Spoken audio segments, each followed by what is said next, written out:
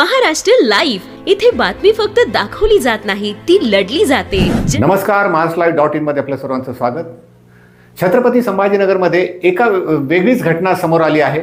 ती म्हणजे एका व्यक्तीचा जन्म 1985चा आणि त्याच्या जन्माच्या 14 वर्ष आधी म्हणजे 1971 मध्ये त्याच्या नावे जमीन करण्यात आली हिबानामामार्फत आणि समृद्धी महामार्गामध्ये ती जमीन गेल्यानंतर त्याचे जे 1150 कोटी रुपये त्याच्याच नावे वर्ग करण्याचा प्रयत्न सुरू असल्याचा सनसनाटी खुलासा विधान परिषदेचे विरोधी पक्ष नेते अंबादास दानवे यांनी केला.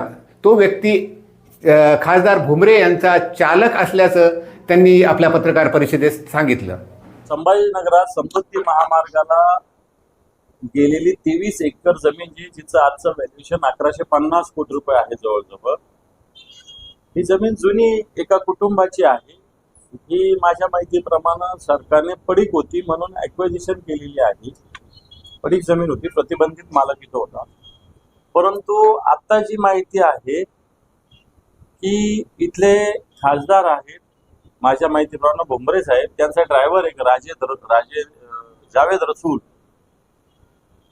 याचा जन्म 1985चा आहे, पण त्याला 1971ला या कुटुंबाने हिबानामा करून दिला आणि त्याचा मोबदला जवळपास 1150 कोटी रुपये आहे.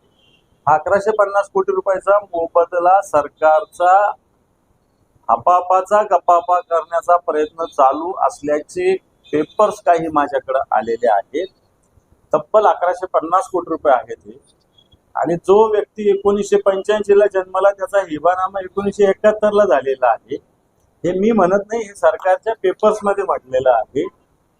ऑफिशियली विभागीय आयुक्तालय, कलेक्टर ऑफिसचे जे संबंधित अधिकारी असतात या क्षेत्रातले, त्यांनी त्याच्यात नोंद केलेली आहे. आणि मला असं वाटतं ठीक आहे, कोणाची जमीन असेल, त्याचं ॲक्विजिशन झालं असेल, त्याचा मोबदला सरकारला द्यावा लागतो. पण जे व्यक्ती इथं ज्यांच्याकडून हिबानामा करून घेतलेला जावेद यांच्याकडे देण्याचा तो घाट प्रशासनातल्या काही अधिकाऱ्यांनी केलेला आहे ना. हा जावेद रसूल, याचं नाव आधी संभाजीनगरला एका जमिनीच्या प्रकरणात आलं होतं हिबानामा. आता मला हे कळलं नाही, हिबानामा मुस्लिमांना करून देत असतात, हिंदू मुसलमानाला हिबानामा कधीपासून करून द्यायला लागले, हा एक प्रश्न माझ्या मनातला आहे. आणि जो व्यक्ती 85ला जन्माला, त्याचा 71ला जन्माच्या आधीच हिबानामा कसा झालेला, ते वर्ष 2 वर्ष म्हणजे नाही, कमी नाही तर म्हणजे जवळपास 14 वर्ष जन्मण्याच्या आधीच त्याला हिबानामा करून दिला आहे. याच्यातल्या ह्या मेन महत्वाच्या गोष्टी आहेत.